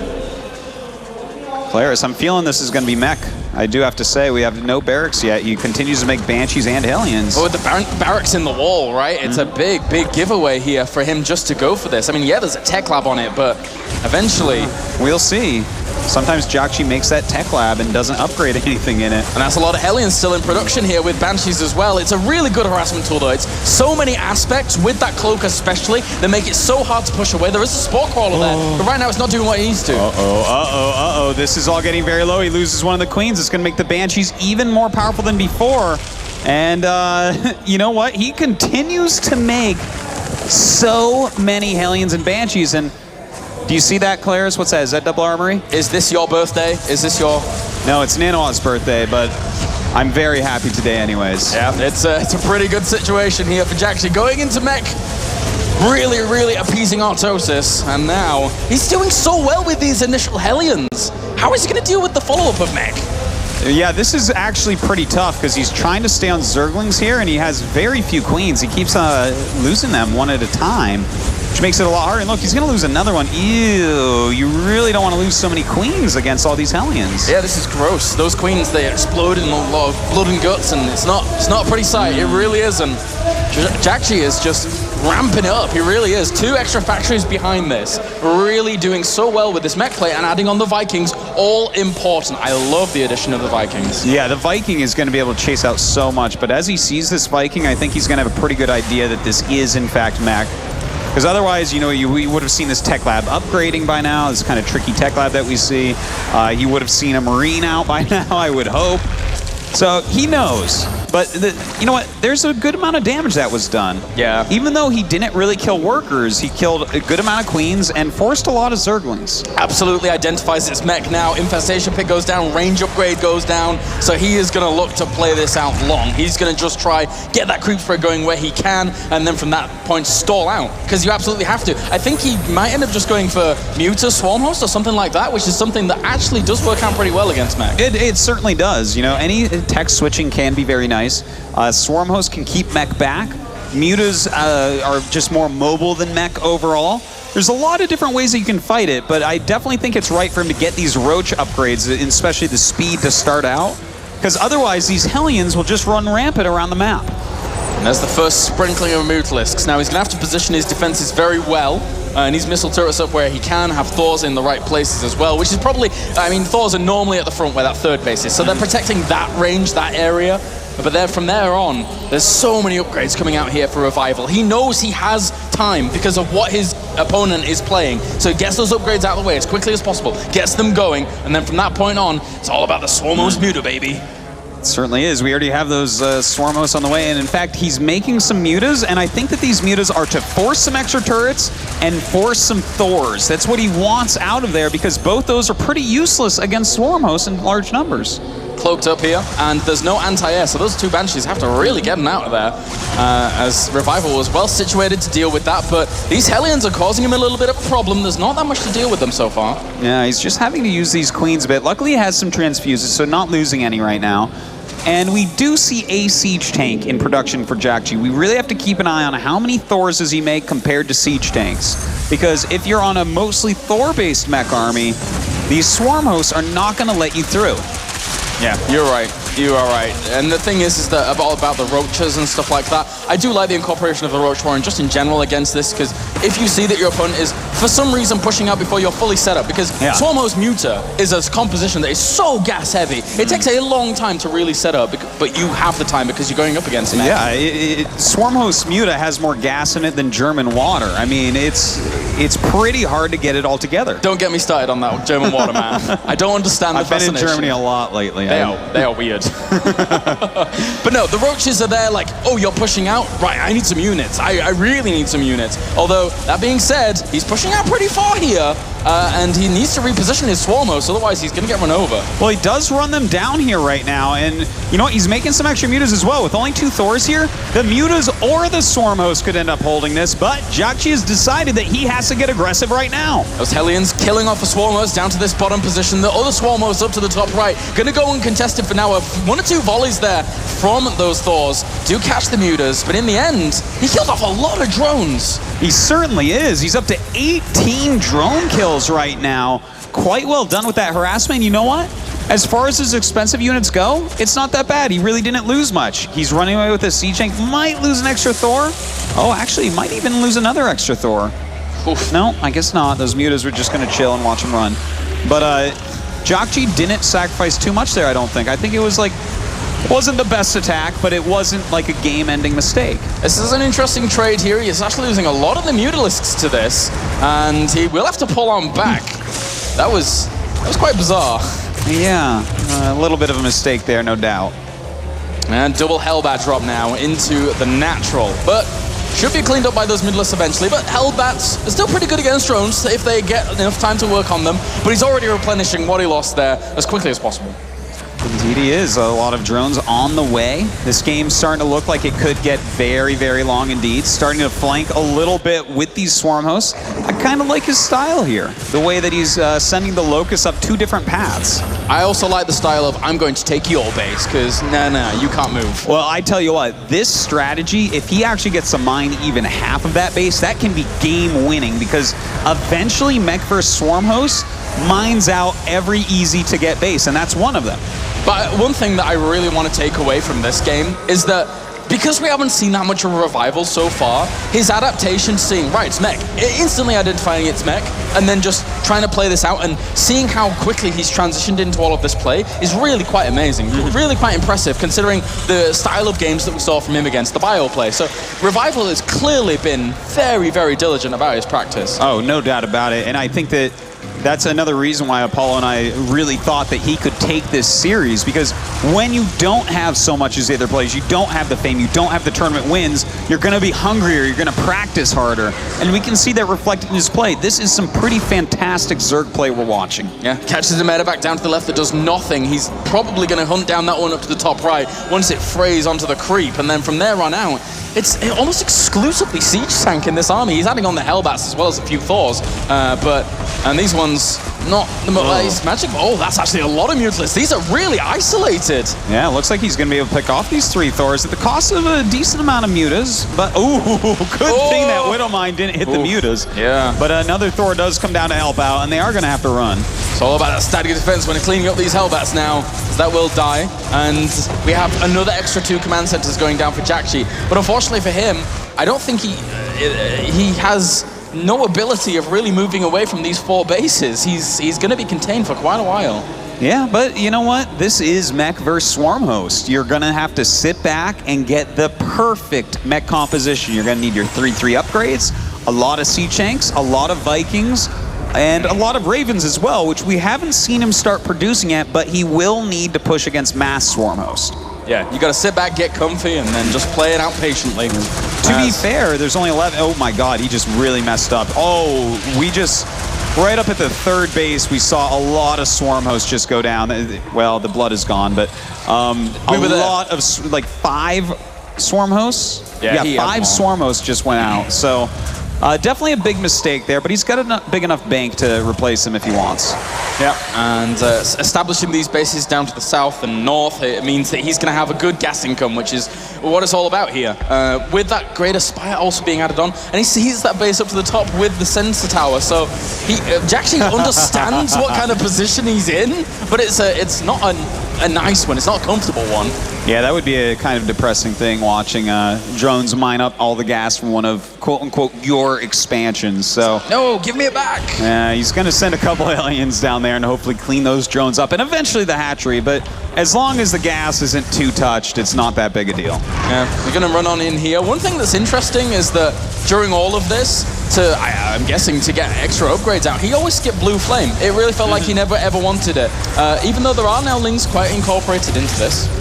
You know, this is very, very close to how he played against Hyun in the Sea Story Cup, where, you know, he did skip the Blue Flame. He kind of went for the same composition, the same type of strategies, but this time he's being a little bit more aggressive right now, starting to move out against these Swarm Hosts. Yeah, and this is very, very strong timing because, I mean, he has 3/3. He has 3/3 across this entire army, but the Mutalisks, they're not going to let him go into the middle of that unpunished. They're going to just swing in, say, come back here, my friend. You've got to defend your bases, otherwise you're going to take severe damage. The one thing I do want to say is I'd love to see a little bit more upgrading here on the Mutas, and he does start the +1 carapace, but he's only got +2, +0, and that's going to be against 3/3 Thors and Vikings, so he definitely can't really engage unless it's a very one-sided fight as far as numbers go. Yeah, carapace is so important for those flyers against these missiles from the Thors, just because of how the missiles from the Thors work. Doing so, like, small packets of damage very quickly, but look at this. We have the transition into Ravens. Well, it's about time, Kalaris. You need those Ravens. You need point defense drone against this late-game Zerg army. He's going to make that... Is it a planetary? Uh-oh, it is. Yep. He's going to make it pop. He is going to make it pop. But he does find himself in a nice position on this base. He'll eventually be able to establish that. But this is going to get sticky over on the left-hand side pretty soon. Well, you know, it's okay for RevivaL to lose this base, but as you say, losing that planetary is pretty rough. He's got a lot of mules there. That's really the base that he's counting on for now, but... There's no such fuel hooks. They're just like walking in there. They don't care. Oh, yeah. Bye-bye, planetary. See you again. Well, these planetaries can't catch a break, man. No, they certainly can't. You know, planetary's going to be good against light harassments, but against a heavy attack, they can't stop it. No, not at all. No, well, thankfully for Jjakji behind this, he has a lot more command centers that he can just fly over there, which is all good. But they will be orbitals actually. So against light harassments, if he doesn't have a little bit of his mech position there, it's like you keep just trading, chopping and changing. You want to go in with a big Baneling boom, and then later on you want to move in with Mutalisks or Zerglings, anything to really start the harassment. Well, you know what? He's still running around, cleaning everything up. He's kind of running Jjakji around the map. Jjakji is trying to chase off Mutas. He's trying to get a little bit of a push going, but right now he's mining on 3 bases against a very dangerous composition. I feel like Jjakji has to turtle up a little bit longer, get some more Ravens out, make sure you're maxed with the units that you actually want, and then really start pushing. Yeah, because there's really not much you can do until then. Until you have your ideal army, your Zerg killer army. MVP thinks it's in battle cruisers, and I'm happy with that. But for Jjakji, it's Viking, Raven, and that mech base below it that's very strong. You know, he's got to have enough siege tanks to punish the ground. He's got to have enough Vikings to rule the skies. He's got to have enough point defense drones so that Locusts don't kill everything. And with that, he's got with those +2 weapons on those mutas, they kill expansion so quickly. Got to be so careful. These missile turrets, yeah, they'll buy a little bit of time, and that one Raven's the real threat. He can't stick around there for long to that. Indeed, he does not want to have a seeker missile run into those mutas. They will die off so quickly. And you know, with 33 there, he cannot afford to lose the flock. That flock is so important. It's what's really keeping Jjakji kind of at bay. Yeah, it's just the containment issue. Unfortunately for him, Swarmhost Muta is such a strong style, very hard to break through. Jjakji's having a hard time against it. Once again, trying to go for this, but whoa, he's actually going to go for this engagement.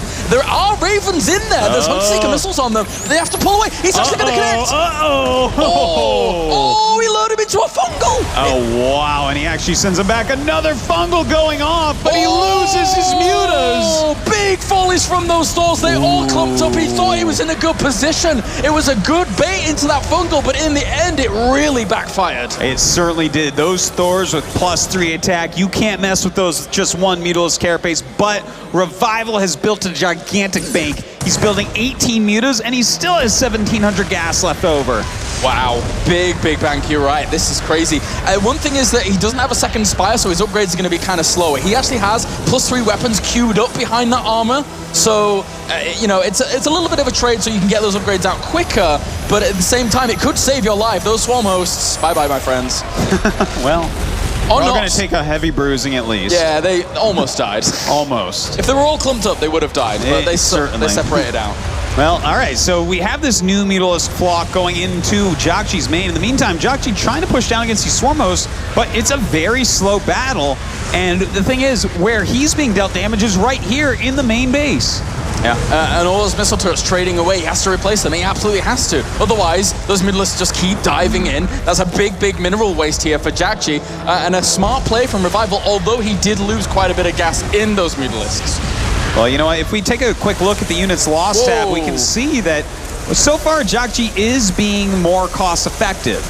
But the longer the swarm hosts remain out, the longer locusts continue to crawl across the map, that can creep up into RevivaL's favor.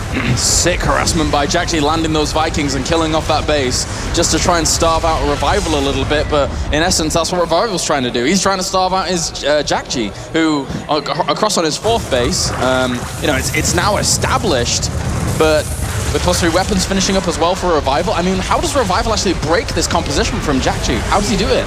Well, you know, he has to keep on doing what he's doing, picking things off here and there. He needs to hit some good fungal growths, and he needs to make sure that his swarm hosts never die. If he loses those swarm hosts, that can spell the end of the game immediately. He may as well rename Swarmos to Immortals, man, if he wants to win this game. This is important here. Indeed. Oh, trying to lure them into Fungals once again, and a great Fungal! Oh, no! The whole army's way out of position. No Thor backup for this time as he takes out every single Viking. What a great pickup for RevivaL. That was a beautiful bait indeed. Now he's got to get out of here with these mutas. Let him heal up a bit. But that was so important. How do you answer these mutas without your giant flock of Vikings? No, you're right. That's a really he's got big one blow to Viking. him. And he's trying to make 4 at a time, but he's starved. He doesn't have the minerals to keep replenishing numbers like that. Fungals, if you stray into that position, you're going to get torn apart.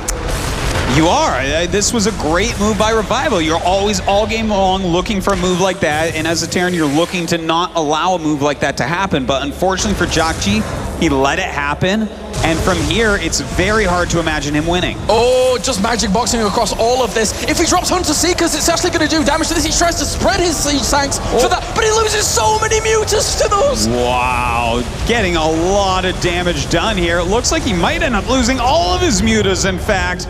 A crazy game for sure. 17 more on the way, so he's definitely not dead. 116 mutas have died during this fight. The idea of what RevivaL was trying to do there was kind of cool, to get the splash damage on all of his opponent's army, but it didn't work out in practice. So that was potentially Jjakji's linchpin getting back into this series. Well, he needs to hold this base. As we can see, the economy, when you drop that many mules, you're winning an economy against anything except for that many mules +1. Drop the mule hammer, baby. That's how you do it. As these infestors and mutalists once again look for the bait, look for an opportunity to try and get some damage done elsewhere. But those siege tanks, they're not going to be broken anytime soon with those Thors help them out. So he's just going to try and pick off a little bit of the economy at the back. He's just still picking off anything and everything he possibly can. Has 25 mules, but catches 4 more Vikings.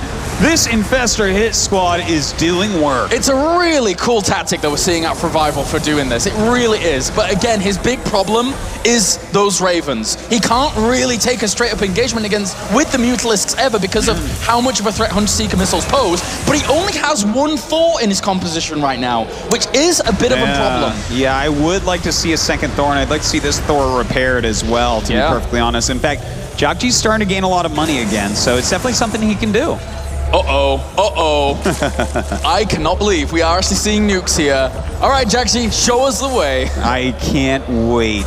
Nukes are cool. Nukes are Who pretty doesn't like nukes? I kind of like nukes, Artosis. Oh, well, I do too, and this is going to be awesome to see what does he use these nukes on.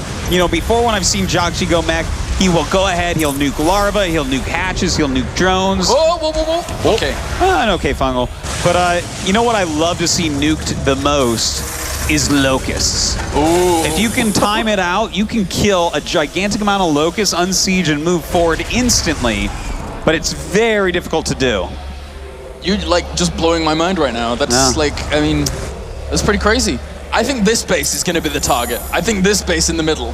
That base? He can stage an engagement from like around the middle and still protect it pretty nicely. Yeah, I guess that is right. If he puts some tanks down there in the low ground, that's kind of an easily defensible position. But in the meantime, we do have these mutas coming in. Where's the anti-air? That was the weakness of only having 1 Thor there for a while. A good trade out there for RevivaL. He brings all the mutalists back, tries to heal those up. But interestingly enough, RevivaL's gas bank is now going. It's not really there anymore for him to replenish if he loses much. Although he does have 11 mutalists in the production tab, so scratch that for now. Well, that's a lot of mutas coming out once again. Just keeping that mutalist count up so high. You know, there's a couple schools of thoughts on how to actually kill off a mech army. People like Lenok, Hyun, and apparently RevivaL prefer this mutalist-based method. And as we see, it's working pretty well so far. Killing off auto turrets, standard play here for these mutalists, just to push on through to this third base and kill off a little bit of it, leave it a bit more vulnerable. And when are these nukes going to go into play, Dan? I want to see what he's going to hit, man. Well, I want to figure that out as well, Claris. He's got his couple ghosts, but they're just kind of out in the middle, chilling. They're gaining some energy. He's waiting for the nukes to finish. Oh, but we're going to see something nuke soon. One of them's moving. He's cloaked up. He's on a mission. And here it goes. All right, little ghost. He's put away his gun as well. Oh, wow. That's not because he's peaceful. That's so that he does not alert RevivaL to his presence. He's saying, I swear I'm a pacifist. Just leave me alone for now. If he found the swarm hosts, and then he, for some reason, didn't think about it, but Oh, well. Oh, that's a good location right there. If RevivaL doesn't see this, that is a lot of drones to lose. Nuclear launch detected. This is going to be scary. Oh, he does find the spot. Okay. Still, that hatch has already been damaged. It's going to be some more damage on it. If he just keeps nuking at that location over and over. Kills a few larvae as well. Well, I guess there's 81 larvae, so that doesn't matter even a little bit. But, you know, every little thing. Every little counts. Every little counts. All right, we have a few more swarm hosts in production. Another nuke goes down there. And he knows that that's going to be the focal point because of how low that hatchery is anyway. So if he didn't pull the drones, I'd be very surprised. Wait. Oh, okay. Oh, he's going to deny it. Okay. That was kind of scary. And the nuke doesn't quite land. Yeah, that was kind of scary. That was close.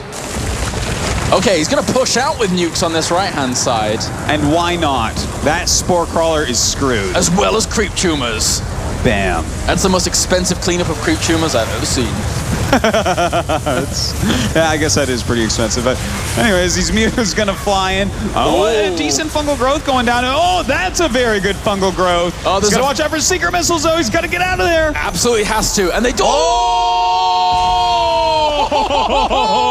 Long-range Seeker missile. What's up, buddy? He got quite a few of the Mutalisks, but a lot of those will heal up. 138 Mutas have died. I'm trying to think what can beat 138 Mutas. Not a whole lot's to mind. No, that's right. That is right. 14 more are on the way. He never stops. He never stops. Again, we mentioned that the Swarmos, they're the Immortals. They don't matter. They don't need to be replenished. It's the Mutas that are the big deal. Infested Terran's going to rain down on this location as well, but he doesn't want to be trading Mutas away. He really doesn't. Yeah, you don't want to trade Mutas for missile turrets, generally speaking. It's not going to be the best trade for you, but you know what? He's trying to suffocate Jjakji. Jjakji really only has that middle base left. He's barely mining any gas from the base on the left. The third base is basically done. But RevivaL keeps hitting that third base. I'm not exactly sure why. Jjakji's army is still so strong. These Vikings and the Ravens that have been retained are really good. He's split up now, though, and these Mutalisks are capitalizing on that. Well, they're trying to get missile turrets, which keeps happening. And then from there on out, he has to take these trades. He has to break the fortifications somehow. Yeah, he has to work on the siege tanks as well, because in the long term, is it the Mutas that will deal the finishing blow? No, this map will get mined out, and it's going to have to be swarm hosts and infestors. And if there's too many siege tanks, that'll never happen. 170 Mutalisks dead, 6 more on the way, with a few left remaining. But Jjakji has played this game out so brilliantly from the mech perspective. He's been sat around, he's hunkered down. He did get caught by a few fungals, but he's reacted accordingly. Where is our next nuke? Well, even if he's played this out beautifully, Kalaris, and continues to do so with these awesome nukes that are starting to be a harassment piece. He didn't find it. I gotta say, Oh, he even scans to watch it. You have to watch it. That's a morale booster. But no, seriously, RevivaL has played this just as well, or maybe even better than Jjakji. He's taken this whole map the entire game. He's pushed his creep. He's made over 200 Mutas so far. Yeah. Amazing play by both players. I guess the scam was also to drop the extra nuke, of course, but in the end, this is very, very cool here by Jjakji, who is pushing RevivaL away. RevivaL's income now is purely just like minerals. He has nothing else. He has very little. How are you going to defeat this army with Zerglings alone? Well, with Zerglings, you're not going to do anything. But he has 25 Mutas still. He has 16 Swarmos and 3 Infestors. Those are definitely units that can gain a lot of value against anything. So we'll have to see if he can keep them alive and continue to whittle down Jjakji, because at this point, both of their economies are getting pretty weak. What a great game we're watching here. Jjakji just holding on strong. Another nuke goes down, probably in the middle, to try and finish off that expansion, although I am completely wrong. Maybe I heard things actually there, I'm not even sure. No, there's nukes being launched all over the map at this point. I mean, it would take 3 Funkas to try to figure out where everything is. I actually think I'm dead wrong. I think I just heard that nuke. You know, like when you heard the door knock a few days ago? Oh, yeah. Well, sometimes we hear what we want to hear, Kalaris, and that's okay. We're all human. We want more nukes. Let's face it. That's what we want. All right. We may end up seeing some more nukes. Jjakji, though, he's maxing out, and with no real gas left for RevivaL, I'm starting to get really scared. As you say, Zergling's not going to be the most useful unit against this composition. As far as I know, Hellbats with 3-3 and siege tanks in siege mode, yeah, those are going to do all right against Zerglings. Yeah, it's going to be really difficult here for RevivaL to recover, and Jjakji has shown us his masterful presence here with this mech play. RevivaL just hasn't had the opportunity to break him. Again, Mutalisk Swarm Host is a great choice against Mech, but Jjakji has been sturdy. He has kept calm, he has kept cool, he has kept defended.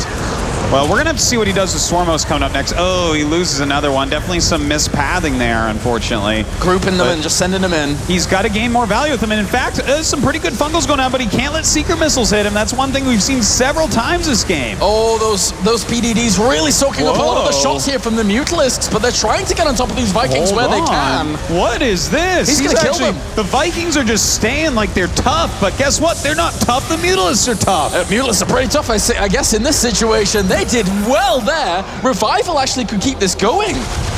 Yeah, he's fighting back very well. Look at the supply drop once again for Jjakji. Wow. And he has no bank. Absolutely. And even Zerglings are better than no bank. That's true. He could actually just win this out with the pure bank that he has, well, depending on, obviously, how he's able to trade away from these Swarm Hosts that just don't die. How much? Let me see. Still 14 Mutalisks. Still 14 Mutalisks out on the field. You know, if we take a quick look again at that resources and units lost tab, it's gotten a lot closer percentage-wise over the course of the game, but still Jjakji leading a little bit there. This one nuke he has in his infantry, like, needs to actually he doesn't even have a ghost to launch it, but if he did, it would need to hit those Mutalisks, because he doesn't really have that much anti-air left. Well, I would love to see a nuke catch Mutalisks. That would be a sight to see. This is a tongue twister as well, by the sounds of things. It certainly is. All right, well, the Swarm Hosts doing their business through the middle, and really not a whole lot more. This is still continuing on. Jjakji's trying to get himself some sense of normality, trying to get the Vikings out where he can, but what a crazy game. Crazy. It is absolute madness. And the thing is, even though it keeps getting in these weird positions where someone starts to get ahead or someone completely has no minerals left, this game could go on for quite a while yet. Yeah. And try to tell me this game isn't exciting. This is pretty cool. RevivaL, of course he's, like, even if he was at a disadvantage, he's never gonna give up because he's one map away from winning. And if there's any shred of hope he can find in this game to keep on going, he will look at it and he will say, yeah, that is my ticket. I'm gonna try and take that right through onto the round of 8. But likewise, Jjakji doing a great job keeping himself in this, in game number 4, trying to tie it up, go on to that final game. This, it's everything. You know, Jjakji's life is on the line, and you can see that reflected in the way he's fighting. You know, he's not mining, though. Look at this. He is not mining. He's getting a little bit of gas, and that's it. Whereas with RevivaL, well, he's got a few little sprinkles of minerals left around the map, so still getting at least a little bit there. And that scan for Jjakji, seeing how healthy, to a certain degree in comparison to his position is, seeing how healthy that base is, he's like, right, it's time to deny that. I do not want that continuing anymore. Well, that's the only healthy base he really has. Yeah. If he can deny this, then RevivaL has barely more than he has. The barrage begins on that location as RevivaL tries to scramble for some kind of sense of normality in the middle of the map. He needs to find a way through, but his supply has grown considerably in comparison to Jjakji's, who is completely stuck now on this army. And you know what I really like is that we're starting to see a lot of queens produced right now for RevivaL. That's definitely a late game unit against mech. When you get a lot of minerals, again, you don't want Zerglings. And oh, I love that strat. Yeah. You literally just steal the minerals, knowing the mules will never bring them home. But you know what? If I can't have my toys, nobody can. Yeah, man. Steal all those minerals. I don't care. I do not care. He's got 20 siege tanks below this ridge, though. It's very difficult for Locusts to do anything here. Those Ravens are all spread out nicely for any angle that the Mutalisks would like to come in on. Doesn't want to be trading any Mutalisks away at this point. It's so important. He's up to 16 now, but I think that missile turret might have just got one. You know, the game against Hyun at Sea Story Cup got into a position like this where they both were having such a hard time mining. You know, there's a big mineral bank left for Hyun, and what he did was he built a ton of queens and an Ultralisk and kept that Ultralisk alive with about 400 transfuses. I would love to see him try something like that, but the amount of siege tanks that Jjakji has, I think that's really denying him from it. Yeah, I think those siege tanks would actually just one-shot the Ultralisk before you could even transfuse it. That would be difficult. Yeah, you'd have to be very quick. That's a sick trigger finger if you're able to keep that alive. But for now, Jjakji's saying, well, no, I'll have this base in the middle. I need to steal your territory, otherwise I'm not going to be able to continue on in this game. Well, this is one of the last good bases on the entire map. the meantime, we do have the mutas around trying to harass a little bit more. Locusts all over the place. And Jjakji is just setting up camp at that one really healthy base. Yeah. There's really not that much anti-air with it right now, though. It was over the left-hand side, trying to push them away from that expansion, I guess. But still, the Mutalisks aren't that mobile. They're not mobile enough to be able to get over there whilst pressuring and then yeah. You get the point. I tell you right now, those Ravens are about the scariest thing in the world. They are. This is why he can't break this army. With 4 Ravens out with that much energy, it's going to be very hard to get in there with what he's got, which is, 16 mutas. They don't look so tough against all these 3/3 Vikings, Thors, and, point defense. I hear Seeker missiles. Oh, okay. Well, those are definitely going bye-bye. Very well done. Yeah. That's a really nice pickup, actually. Extremely cost efficient. And yeah, especially since it's just for energy, right? Like, yes, they will replenish. There could be a potential weird little timing that Revival could just try and dive in now and do some damage to siege tanks, but I don't even think that works with those Vikings there trying to do some damage themselves. No, really, I think it's almost impossible for him to actually engage right now, but he's going to have to do something eventually because he is the one losing some of these extra units that are really important, like those swarm hosts. Currently nothing in production for either player. They know the importance, they are just that starved. They are that constricted. They have very little options available to them. Obviously, Revival doesn't want to spend all these minerals right away. Technically, he has the lava capabilities of doing so, but once it's gone, it's gone. You have no other way, and look at all those queens. That's right. You must feel very at home here, having a queen in England, and now so many queens on this map. We only have one, man. I mean... well, that's one way Revival is better. But he worships several. Yes, indeed. Wow. He is going to be able to mine full capacity here in a matter of seconds. Does Jjakji actually commit northwards and try to break this base? Because if he does, that might set up an opportunity for Revival to clear out his mining expansion. Poor little Viking does end up dying, and it's really weird to say that one Viking is kind of important in this game. Just every single unit at this point is very, very important to keep alive. You can't go trading things off willy-nilly. That's quite true. I mean, every single unit, we've seen games already in this tournament. Oh, yeah. Come down to like 1-2 units. Yeah. Where you have 1-2 more units, oh, you win. Great. You go on. Good job, hero. Well done. Impressive. But now, still, trying to set up a load of static defense here. I guess that's actually a pretty good mineral dump, but at the same time, they will not do a whole lot and always be killed off by siege tanks like that. So it's kind of very wasteful in the end. Another swarm host went down there as well. These angles, how thin it is, it's just impossible to engage. But look at this, the Muta's actually finding a couple Thors, but they are going to have to run out of there. Hunter Seeker, that one! Oh! Trust fuse, get them healthy quickly as possible. But that was a good Seeker. Transfuse, good spell, look at that. Jeez. All right. What are we at? We're at 11 Vikings now, and still 5 Ravens. Still those 5 Ravens persist.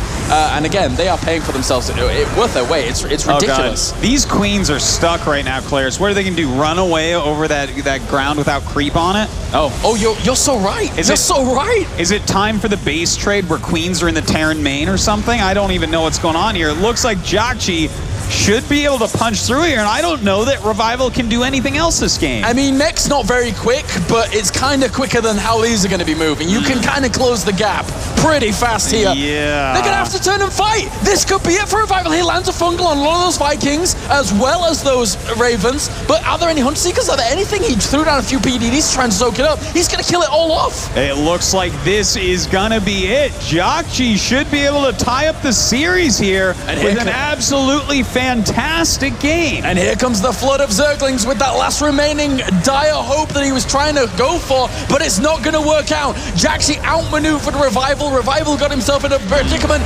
GG!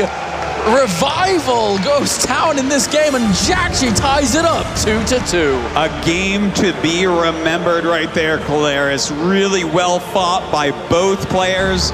I gotta say, I feel like the amount of Seeker missiles that hit Mutas was a big issue here for Revival. He took so many Seeker missiles to the face on those Mutas. Uh-oh! The sleeves are going up. He's taking it seriously again. It's the last game. You have to. You absolutely have to. Well, I mean, this is it. If he loses here, he's out. Yeah. And no one expected RevivaL to be able to win coming in here. No one's heard his name in a while, really. He hasn't done anything big recently. He's got to win here. You know, it's important to not just to win, but to stay relevant within the scene. Roll up your sleeves, guys. Roll up your sleeves. It's time to get serious. There we go.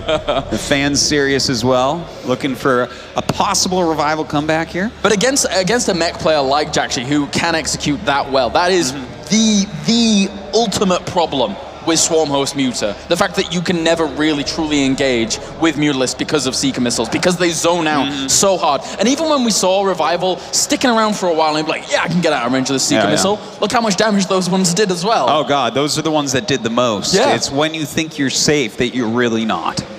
Wow. All right. Well, guys, before we go into game number 5, we are going to go to a short break. But when we're back, game number 5 to decide who advances onto the round of 8 between RevivaL and Jjakji.